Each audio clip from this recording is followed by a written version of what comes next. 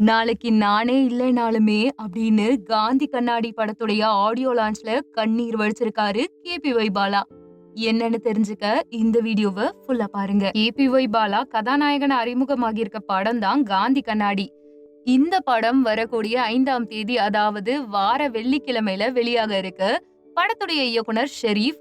அது மட்டும் இல்லாம படத்துடைய இசை வெளியீட்டு விழா சில தினங்களுக்கு முன்னாடி சென்னையில நடந்துச்சு. இந்த இசை வெளியீட்டு விழால சின்னத்திரை பிரபலங்கள்ல தொடங்கி வெள்ளித்திரை பிரபலங்கள் வரைக்கும் பலருமே கலந்துட்டு இருக்காங்க. இசை வெளியீட்டு விழால பேசுகையில கேபிஒய் பாலா மிகவுமே இமோஷனலான விஷயங்களை ஷேர் பண்ணியிருக்காரு. அவரு பேசும்போது, நான் இன்னைக்கு இந்த மேடையில நிக்கிறேன்னா அதுக்கு காரணம் தமிழ்நாட்டு மக்கள் எனக்கு போட்ட பிச்சைன்னு சொல்லியிருப்பாரு.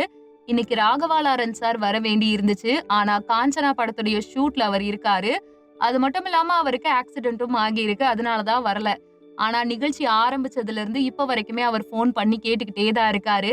அவர் தான் முதல்ல என்ன பார்த்து உனக்கு என்ன ஆகணும்னு ஆசைன்னு கேட்டாரு. எனக்கு ஹீரோவாகணும்னு நான் சொன்னேன். உடனே அவர் யாருக்கிட்டயாவது கதை இருந்தா சொல்லுங்க, நான் பண்றேன் அப்படின்னு கான்பிடென்டா சொன்னாரு. அந்த தைரியம் அவர் தான் கொடுத்தது. விஷயம் என்னன்னா, அவர் தான் என்ன ஜிம்முக்கு அனுப்பி உடல்வாகெல்லாம் மாத்த சொன்னாரு.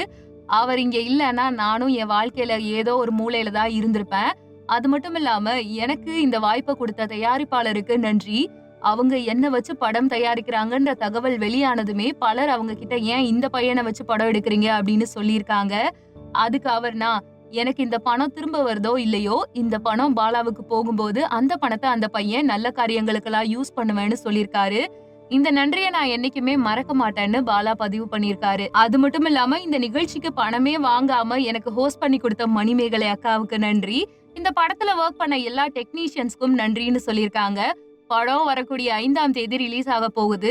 இப்ப எனக்கு எப்படியான மனநிலை இருக்குன்னு யாராலையும் விவரிக்கவே முடியாது. நாளைக்கு எனக்கு ஏதாவது ஆனாலுமே அப்படின்ட்டு இமோஷனலா பேசியிருக்காரு. அந்த அளவுக்கு சந்தோஷமா இருக்கேன்ற மாதிரி அவர் அழகா பேசி முடிச்சிருப்பாரு.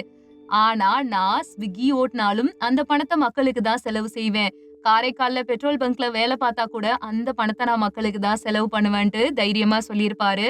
தையல்காரர் பூங்குழலி என்பவருடைய மகன் இன்னைக்கு கதாநாயகனா நிற்க காரணம் தமிழ்நாடு மக்கள் போட்ட பிச்சை தான். அவங்க எல்லாருக்கும் நன்றி அப்படின்னு இமோஷனலா பேசியிருப்பாரு. இது தொடர்பான வீடியோஸ் எல்லாமே இணையத்துல வைரல் ஆகிட்டு இருக்கு. நீங்க பாலா அவர்கள் ஹீரோவானதை பத்தி என்ன நினைக்கிறீங்கன்னு உங்களுடைய கருத்துக்களை கண்ணியமான முறையில பதிவிடுங்க. நம்ம சேனலை லைக் பண்ணுங்க, ஷேர் பண்ணுங்க, சப்ஸ்கிரைப் பண்ணுங்க. மறக்காம பெல் ஐகானை கிளிக் பண்ணி வச்சுக்கோங்க. அப்பதான் நம்ம சேனல்ல போடக்கூடிய வீடியோஸ் உடைய அப்டேட்ஸ் எல்லாமே உங்களை வந்தடையும். நன்றி.